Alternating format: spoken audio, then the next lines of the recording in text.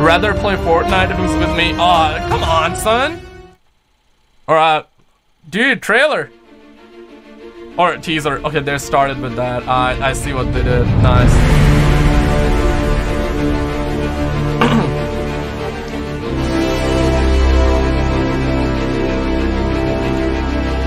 So they started with like how they started with like a story. Let me actually check my settings and everything.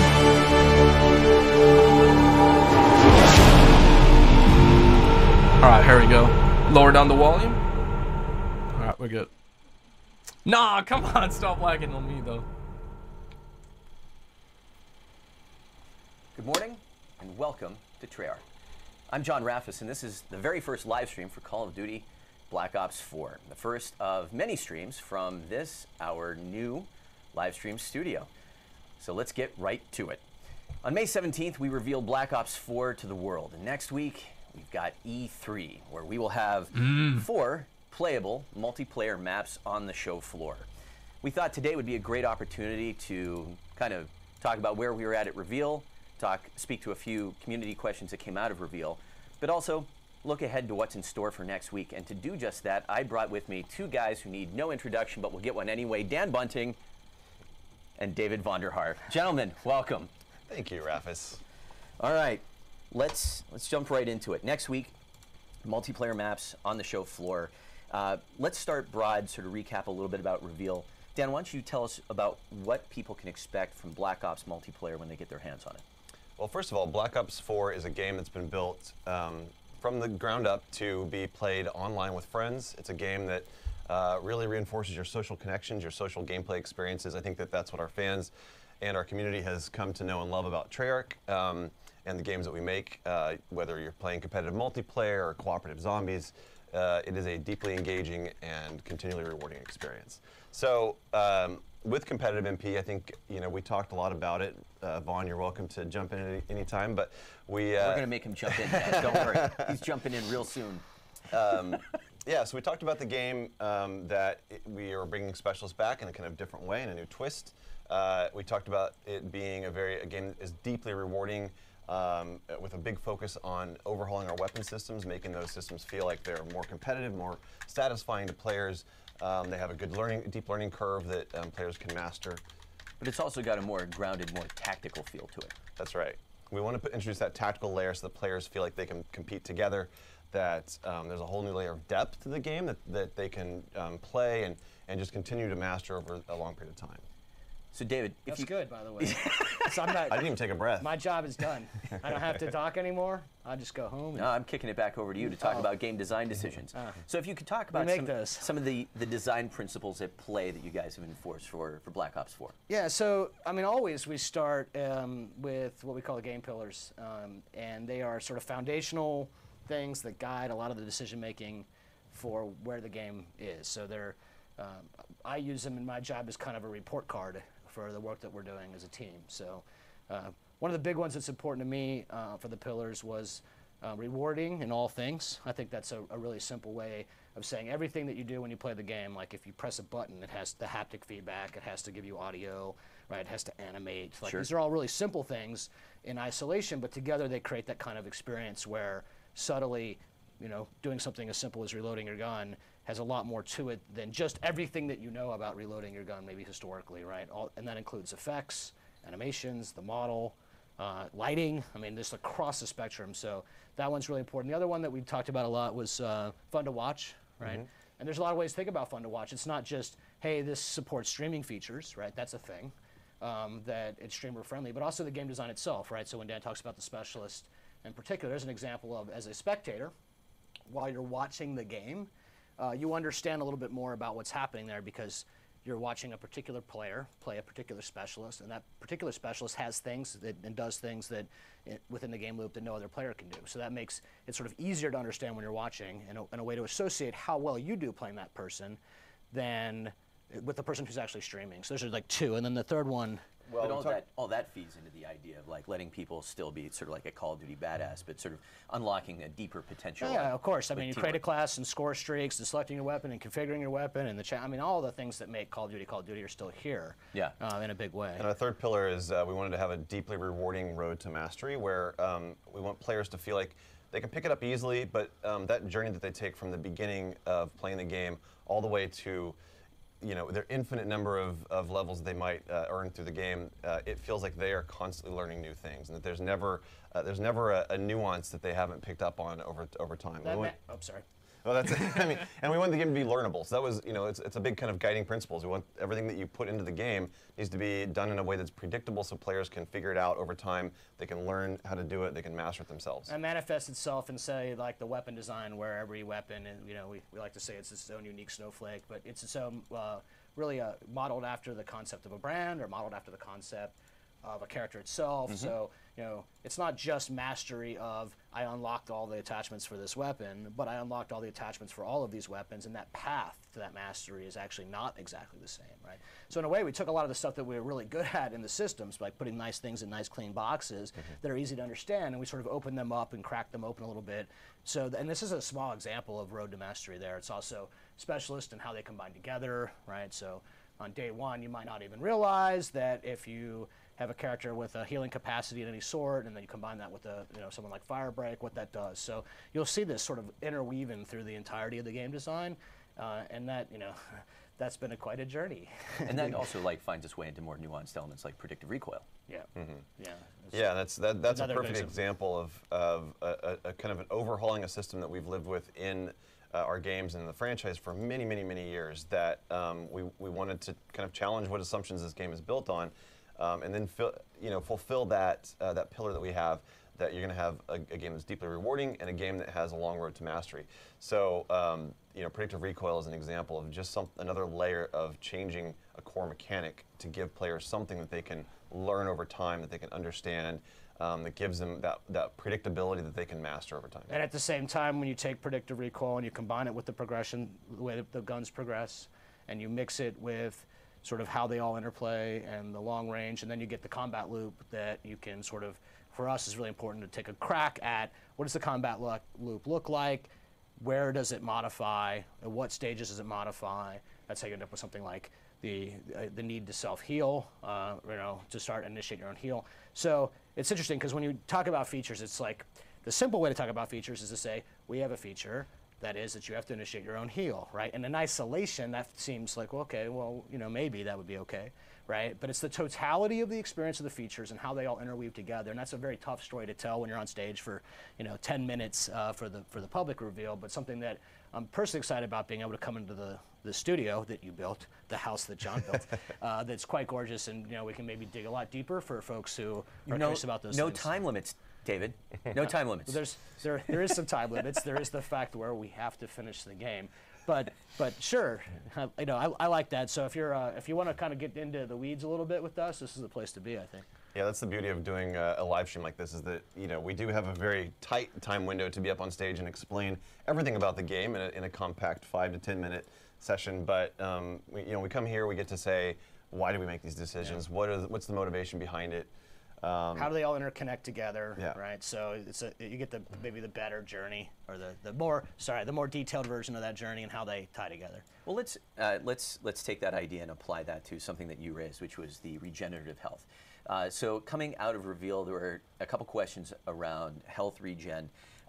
We put up a Reddit post that tried to outline some answers. There were still a couple follow-up questions that came out of that post. Perfect. This is exactly in my wheelhouse. So first, let's just start broadly from like a design perspective. Like, what is the player benefit? What's the player benefit for having to trigger health regeneration? Yeah, so there's so many ways to answer this question. I'd like to try my version, and then you can maybe take your perspective on this. So from my perspective, you have a fan base that extends Black Ops 2, Black Ops 3. And all of those players, some love 1, 2, 3, some love all 3, some love various combinations, right? And in some universe, you would want Black Ops 4 to be a game that all of those players can really engage with. If you loved 1, maybe we can get you to love 4, but not necessarily isolate a guy who loved 3.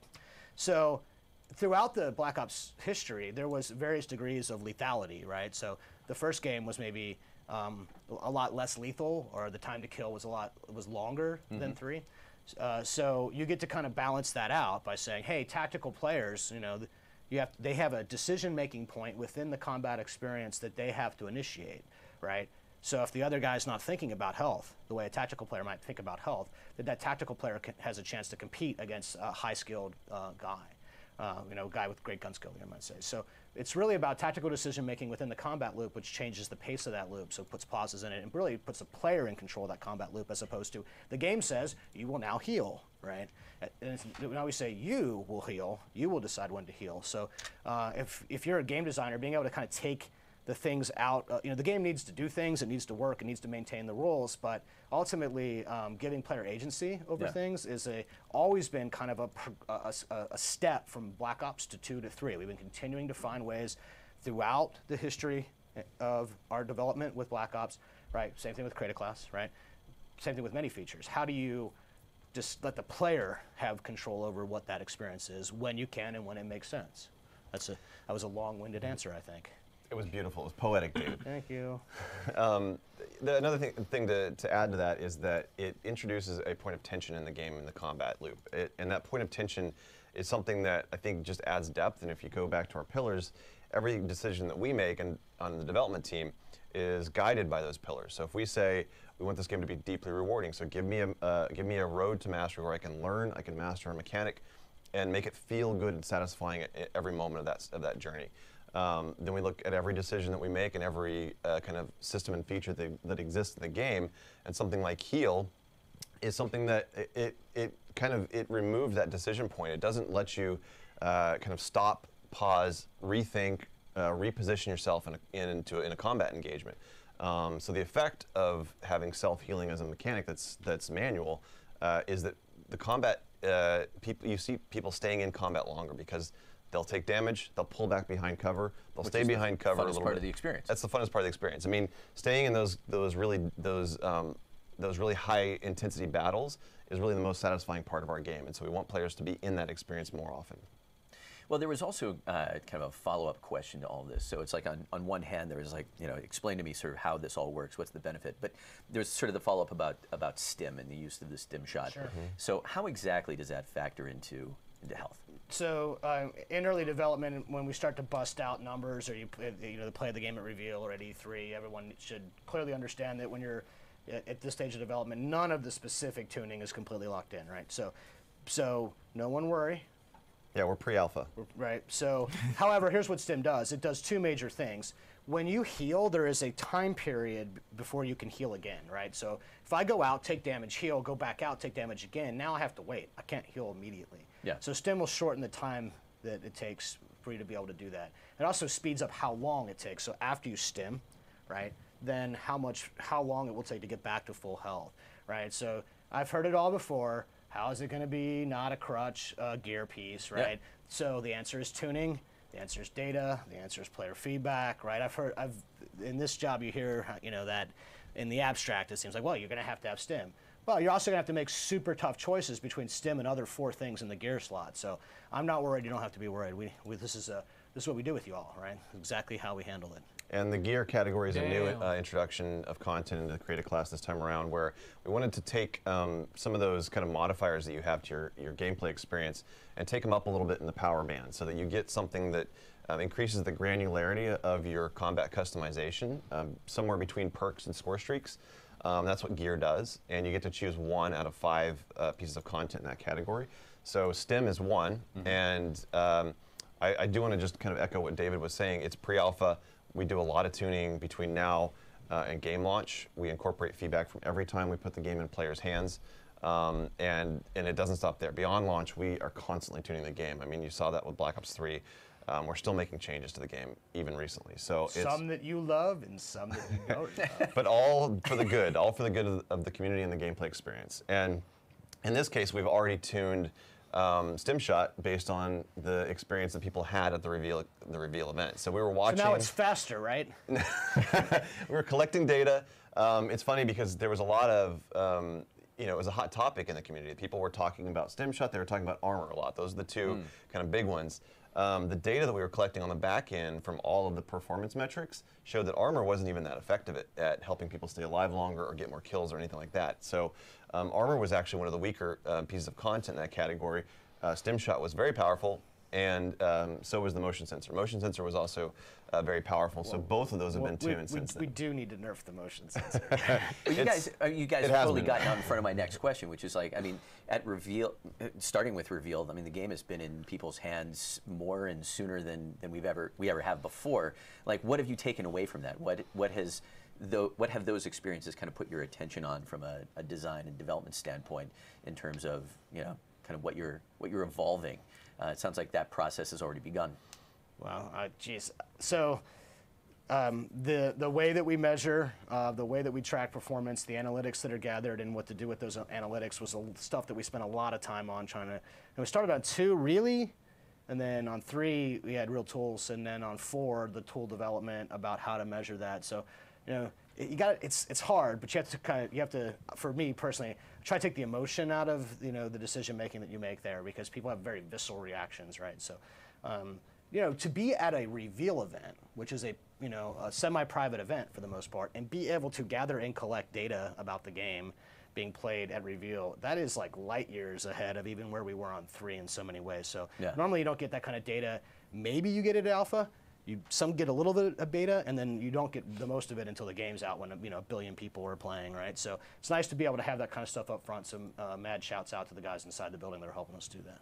All right. But we've done a whole tuning pass on all the weapons have been touched, all the pieces of gear content have been touched, score streaks have been tuned. It was a good first run to get this in people's hands, to start kind of testing the data that we're collecting with our own internal playtest data, and kind of judge also that Vaughn mentioned the emotional component, try to take the emotion out of it, but it is a data point as well. You've got your metrics, which you're saying, how is this thing actually performing against the ways that we measure performance, but then you have sentiment, and you have perception, and you have emotion. There is a part of that that you have to take into consideration. Twitter. When There's you a lot of Twitter. There is. Yes. Twitter's. They have a voice, and it comes through loud and clear. Don't worry, Reddit. I got you. I got you. I've been loud and clear. Gameplay. Well, that's probably a pretty good point to start sort of turning our attention toward E3 and looking ahead to next week. To kind of kick off that discussion, Dan, you've got some news that you want to share with us today. Yes. Are we talking about the E3 maps first? So, yeah, one of the things that we are talking about at E3 is we are bringing back 4 fan favorite maps for Black Ops 4. 4 fan favorites, Dan. Tell 17 map leaks are I actually confirmed. have them queued up here. The first one that we're talking about is Jungle. It's a map that we've made in Black Ops 1. It has not been revisited since Black Ops 1, but it's one of our favorite maps from development. And we just feel like it didn't get enough love, and so we've remastered the Jungle. Is that why? Yeah. Is that why you did that one? Yeah. It's an awesome map, and it was maybe the leak was not real. I don't know. You know, not only completely rebuilt. You will like it. completely rebuilt the map. And this is a map that will be available when? This will be a map that's available at launch. Okay. It comes with the game. Comes with the game. Part of the game experience, and it's, you know, each of these maps that I'm going to talk about, we've rebuilt from the base level, from the ground up. It's all new. Visuals, all new. We've even done some gameplay tuning, some changes to adapt to the mechanics of the game as they've evolved from Black Ops 1 to now Black Ops 4. So that's the first one, Jungle. Slums. Slums is the second one. You Dude. can talk about it? You guys want to Holy talk about shit, bro. how awesome it is, and the nature, like the competitive nature of that kind of map, the walled garden in the middle, right? These are all experiences that they're fun to come back to. It's actually really a good thing to sort of remind ourselves what we learned then, right? Because when you go from 1 to 3 and things that had happened between those games, how fast 2 was, and then the verticality of 3, and then come back around again, right, on 4 to look at Slums as you know, as a pure, great, like, you know, design roller test case. It's like, oh, this is why these maps were good. These were why these maps are popular. And when you get to 4 and you come back to the ground, right, you got to it's kind of maybe slightly obscurely to say, it's actually important to remind ourselves that the pace of 4 is more in line with 1, because you're not thrust jumping and you're not wall running, right? So it's sort of like a really good way. So Slums for me was like, oh yeah, this is the one that I loved, right? And that's good, because you know, I loved Slums. Well, And so did the community. Woods was happy to hear Yeah, that. He's nodding in agreement back there. Rip that leak, bro. Yeah, but that was one of our audience favorites from Black Ops 2, and they the community has asked for that one to come back many times, and so it's a pleasure for us to bring it back. Next up, we have Summit, which was another classic from Black Ops 1. We joke because it was one of the first maps that we actually built for Black Ops 1 multiplayer. Can we tell you the truth about this? The very first map you make for any game, new game, it's actually the last map you finish. It's like you're trying to get your mind around things, and the level of self-criticism about the first map that you make, and then somehow the second, third, fourth, fifth, whatever, you know, those maps are so much easier to get done. And Summit, you know, was a very popular map, and as a map we liked. But it's also like the one map you were playing forever, right? Well, perfection takes time. But yes, Summit was one of our favorite maps. Yeah, after a while, right? Some of us have to work on it a lot. I get to do the fourth map. Okay. Firing range. Firing range. Is that a question or a statement? That's a statement. Nice. Firing range is exclamation mark. Firing range is the fourth map that'll be available immediately with Black Ops 4. Another kind of really good sort of anchoring map, right? I mean, Nuketown's a very popular map in our history for different reasons, but Firing Range is like a classic sort of engagement, sort of the first time we got really comfortable with the idea of parallel laning, which is the concept of there's a structure and you can move through the structure in the same direction that you can also move through on the outside of that. What the fans, what the kids say, wall banging, you could wall bang in that map very well. So that's using bullet penetration feature to sort of shoot through a wall to hurt somebody on the other side of that wall. So there's a lot of really good lessons there. So I like these 4 maps because if you can use them as a history lesson and a coaching and teaching tool for the newer developers and map level designers who have joined us over the years, and they're good case studies in so many ways. And obviously I'm talking very from a designer perspective on those kinds of things. But wait, Dan. There's more. There's more? No. You were born for this. No. Well, you did mention Nuketown. No, I didn't. You did mention Nuketown. I did not. Confirm. We are bringing Nuketown back for our fans, and it's a map that has been it's a map that we've reimagined every game, and we've done something completely different every game. But with this one, we're kind of going back to the Cold War roots a little bit. And it is, but it's got a different twist. So if you look at the very original Black Ops 1, it was really built into that sort of American ideal of Cold War era suburban families. And we have recaptured that theme of the heart of Cold War, but we've put a different twist that we think is a lot of fun. We can't wait to talk more about it. And it is a map that we're bringing to our fans shortly after launch, but everybody who plays Black Ops 4 will get it. That map was designed by Adam Hoggett, level designer for MP, who recently celebrated literally his 10-year anniversary at Treyarch. Congratulations, Adam. Also, if I have to talk to you about Nuketown one more time, I'm just going to fall over. All right, so I ran into him in the parking lot yesterday, and I'm like, thanks, bud. Still talking about Nuketown. Got to talk about it tomorrow. So, look. I'm going to have to ask you to dial it back there a little bit, David. Yeah. I think it's fun for us to joke about, and it's fun for us to do different things to it, some of which Dan's alluding at, and there's more to that still. So it is the perfect map for us to manipulate to serve our will, right? So that's why I still love Nuketown, and we know that the fans love Nuketown. Very cool. They do. Want to keep the map discussion going. Want to turn our attention to the 4 maps that will be available on the show floor. First, want to give a little shout out to Zombies. As you may recall, Jason and Craig showed up at Reveal to share information about the Zombies offering for Black Ops 4. Biggest Zombies offering ever, with 3 experiences on disc, 9 Voyage of Despair, and a sweet coming-of-age tale, Blood of the Dead. Anyway, Jason, and possibly some friends, will be on hand Wednesday, June 13th at 1:45 at the Novo at LA Live to speak with the one and only Jeff Keighley about Zombies, past, present, and some future. So make sure to tune in next Wednesday. Keep an eye out on our social channels. We'll let you know when to tune in for that. Jason and Craig could not be here with us today. I have a sneaking suspicion that immediately following the stream there will be a little message from Jason up on our blog post that will shed a little more light into where they're at and what they're up to. In the meantime, back to multiplayer. Guys, sorry, I think I was like reincarnated from Ron Burgundy at some point. All right, 4 maps, show floor. We got a lot to talk about here. We got some map fly-throughs, a brand new map that people haven't seen yet, which we will get to. Let's first start with Contraband. Contraband, yes. So Contraband was one of the maps that everyone saw at reveal. Yep. It is based on a tropical island off of the coast of Colombia, where an international arms smuggling ring is based. And so it's a really exciting map. It's a lot of fun. Has a very kind of jungly type of vibe, very ocean vibe. This isn't spring break material. This is not a spring break party. There might be pirates here. Oh, God. There are no pirates. No pirates. No pirates. So, just kidding, no pirates. But it is, Contraband was a really fun map to make. We really enjoyed capturing that kind of old world vibe mixed with this new world kind of contraband under the radar sort of smuggling ring camped out here. So it's got a lot of underwater combat. Has really tight choke points on the bridge. This bridge is a central hot spot, especially in domination, trying to capture the B point. And that's kind of what this map is all about. Yeah. It also looks really good. So pretty. And then next up, I believe this is the new one, Frequency.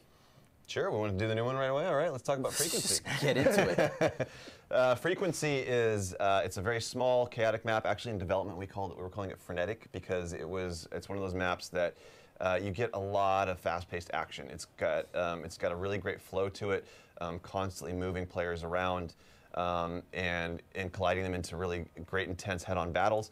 But Frequency is it's based in Hunan province.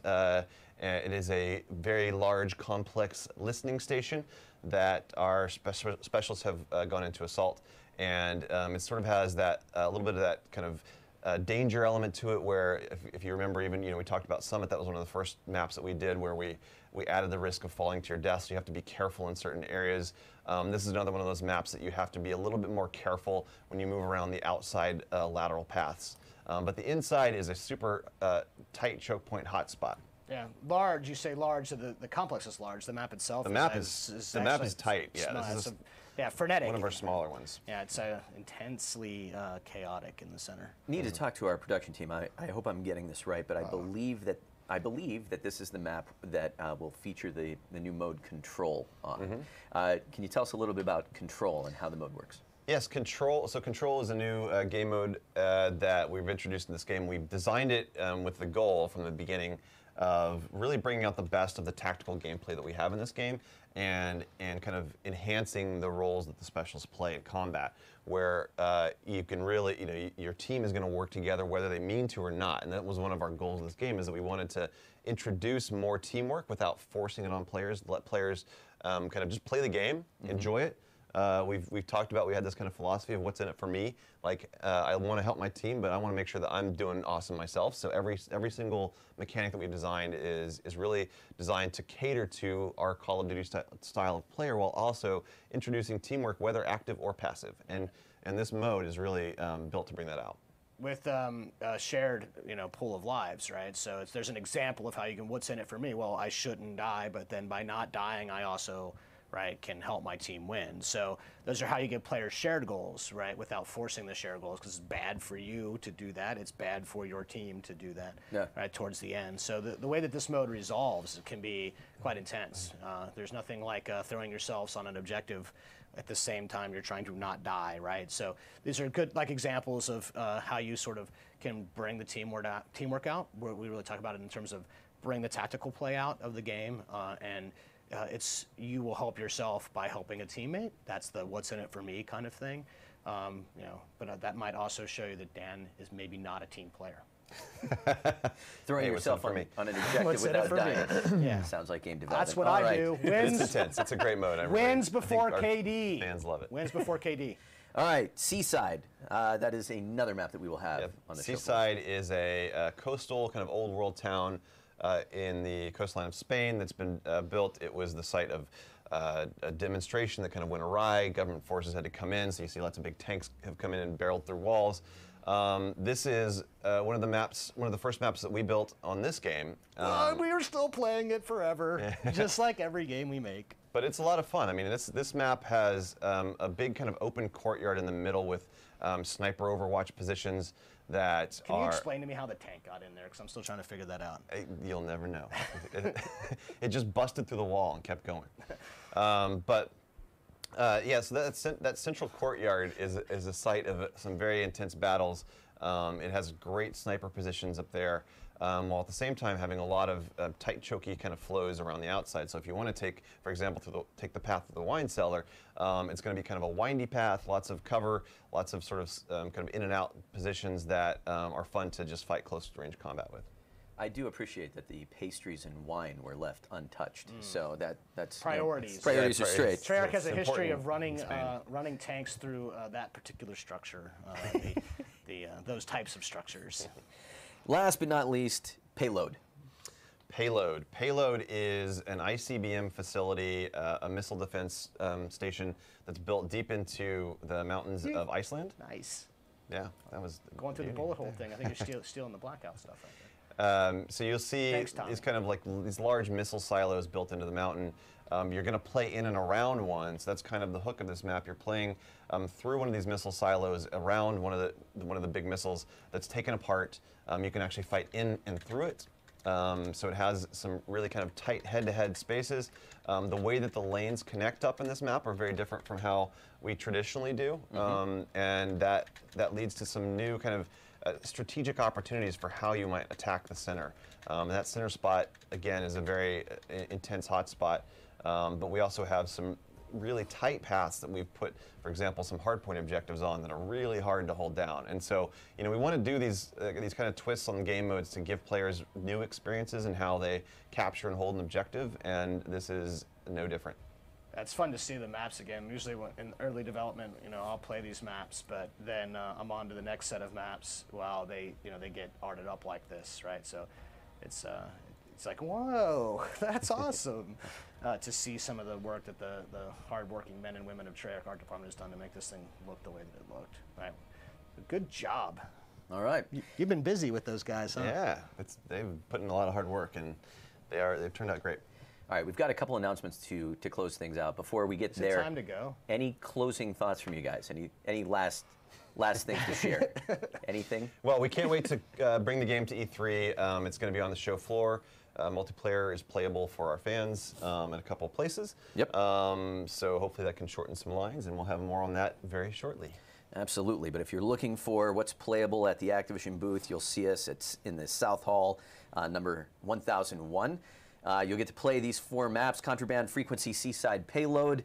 And it's also worth noting that we will have a number of PC stations set up and ready to go with multiplayer at your disposal.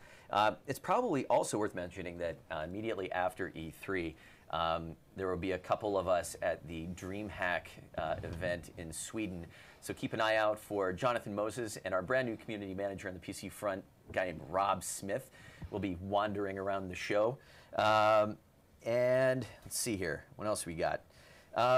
Following E3, following DreamHack, Black Ops 4 will also be playable at the CWL Anaheim Open on the following weekend from June 15th through the 17th. On the CWL front, immediately following the stream, you might want to check out the COD Twitch channel for all of the, or for the schedule for all of the new CWL matches. And last but not least, wanted to throw out a few thank yous for today. We don't get to stream from a new stage without a small army of people making it happen. A couple people, Tommy Lira, Robert Sanchez, Lee Staples, little Scott Eckert action thrown in there, Josh Negrin, thank you very much for all of the help on the production front. Josh Torres, Rob Smith behind the scenes, Stephanie Glover, Jay Per, your art services team, and everyone at Activision for helping to bring all of the assets to life. Fox Designs, Kim, Grace, Rocco, the Treyarch's live ops and production teams, and last but not least, Rose Villasenor. None of us would be sitting here if it weren't for her getting so much stuff done and making it happen. Thank you very much. And to everyone that tuned in today, thank you. Looking forward to see you at E3. Hype we will see you back here at Treyarch soon. Have a good one, everybody. Guys, I like they showed like baby little gameplay of the new maps, and there was definitely some things that were looking like that said Black Ops Remaster, and I'm reading chat and I know what you guys are saying, but don't get hyped just yet about it. It may happen one year or another, but I don't think it will happen. But who knows? There are rumors that we're gonna have a remastered Call of Duty, and we're gonna find out more on June 11th and June 13th, and I will be live streaming then 100%. So if you're new, definitely do subscribe. Your name will appear on the stream. But I also do want to check Twitter real quick, so don't go just anywhere. We heard that there should be a blog post from Treyarch, so may have new information and everything like that. But if you are new, definitely do consider subscribing. We're not gonna do Fortnite on the channel. We're gonna be all about Black Ops, man, Black Ops 4. But they confirmed that we're gonna have 5 remake maps. All right, they showed like I believe 3 or 4 so far. Let's actually check that. Jungle, Slum, Summit, Firing Range, and obviously Nuketown, but that will be remake. Maps that will be playable at E3 would be Contraband, Seaside, Payload, Frequency. So 8 or 9 maps confirmed so far, but there will be definitely more maps. So rip that leak. And I also do want to say that Matthew Harris said allegedly, so he said it was more on the rumor side. But let's actually check that stuff real quick. But guys, if you are new, definitely subscribe, man. This is gonna be a phenomenal year for sure. I'm about to cry. Damn, I've been wanting this forever. Jungle remake looks phenomenal, dude. As soon as he said that, I was like, okay, rip league, dude, rip league. Abort night, yes, flood, that's what's up. But okay, hold on. PSA the leak map list, but that has been going around was so it's fake. Yes, it's fake. Treyarch developers will be yep. Okay, and this is a new map. Frequency reminds me of Black Ops. Gives me Black Ops 2 vibes for sure. Right, looks good too. Nuketown is coming after launch, but it will available are all the players. I actually like that they're gonna like launch the game, but Nuketown will be coming a little bit after, so it's gonna keep the game fresh. But I'm not sure. And some of you guys will be like, "Damn, son, no Nuketown at launch." I mean, it's gonna definitely drop, but it's okay. Hold on a second. Yeah, 4 maps. Treyarch says taken data from the reveal event, body armor, stim pack, and motion sensor gear have all been tuned to be more balanced. Good shit. 4 maps will be playable at E3. Nice. Okay, so what else do we got here? Hold on a second. Let me go around Treyarch. And yeah, if you guys got Twitter, my Twitter will be in the description. It's Skizzlex. YouTube is very, very bad, so as soon as I go live, you will know there. I'm horny, honestly. Wait, what the fuck the title says at E3, you're in a room. Come on. It's at E3. They're coming from E3, dude. Like E3 is started. Like, have you not seen like the PlayStation Countdown live streams and all of the Xbox streams? It's not started kind of like physically. I mean, they're setting up and everything like that, but virtually, like live stream wise, it's already started. So yeah, this is like E3 themed live stream. It's not like, I'm not sure if they actually shot everything at E3 or not, but this is E3 2018 theme live stream, and there will be on June 13 would be like Wednesday, and we're gonna know Black Ops Zombies stuff or Black Ops 4 zombie stuff. Like, see, they specifically mentioned at E3, so this was E3. Here you go. This is Treyarch on Thursday. It just happened, so E3. But nah, man, I'm excited about this game. Gonna be great. Gonna be a great year. Sliding is confirmed. That's right. Which maps are coming? There. Okay, so far 9 maps are confirmed. Let me actually show it to you again. Let me go back on this one here. Wait, was it? Okay, hold on. Okay, yeah, this one. So Nuketown is not on the list, but it's confirmed, right? But Jungle, Slums, Summit, Firing Range as remake maps or remaster maps are confirmed, and maps that will be playable are Contraband, Seaside, Payload, Frequency, and those are the pictures, like gameplay pictures. And they showed little, just baby little gameplay. They did show gameplay, but that was like very little. Please tell me you saw the poster behind Wandy that said BO1 Remaster. Yes, I did, dude. Yes, I did. I was talking about that, actually. But the thing is, don't get hyped just yet, because could mean anything. Could mean Black Ops declassified zombies, and we saw a bunch of words that were from that. I do not know. But yes, I know what you mean, dude. I know what you mean. But guys, if you're new, definitely subscribe. I got an exam coming up, so I gotta actually rush now. I only got 20 more minutes, but I'll definitely see you guys maybe later on tonight with a video. So if anything pops up, I will be on top of my game. So for Allier, for Lil Tay, damn, that was so loud, right? Rip, dude, rip my headphones. Okay, I gotta do that. But for Allier, hit that subscribe, hit that motherfucking like button, and I'll definitely see you guys probably later on tonight, or let me double check this real quick. So Treyarch just said, okay, so thank you for tuning in, Black Ops 4 as promised. Oh shit, yeah, here, that's the thing. They said they will actually provide a zombie update. Zombie update. If you watch today's live stream tonight, I didn't see Jason and Greg. I wonder what they could be up to. From Jason Blundell, a few weeks ago, Craig and I had the privilege of taking the stage to reveal Black Ops 4 Zombies to the world. Frankly, the response has been overwhelming, proving yet again that our Zombies fans are the most passionate community we could ever wish for, with 9 Voyage of Despair and Blood of the Dead all on this. The whole team at Treyarch is proud to be giving you more Day 1 Zombies content than any game in our history. Sorry that Craig and I couldn't join you for today. Yeah, typical way of saying things. But they will be on June 13. But we missed it for a good reason. We're currently on the road working on a very special project that will reveal a little further down the line, while Craig has to remain in Blighty. What does that supposed to mean? Hold on. Search on Google. Let's Google that shit. An informal and typical Brennan are chiefly used by a soldier. Oh damn, son. So World War I or World War II vibes.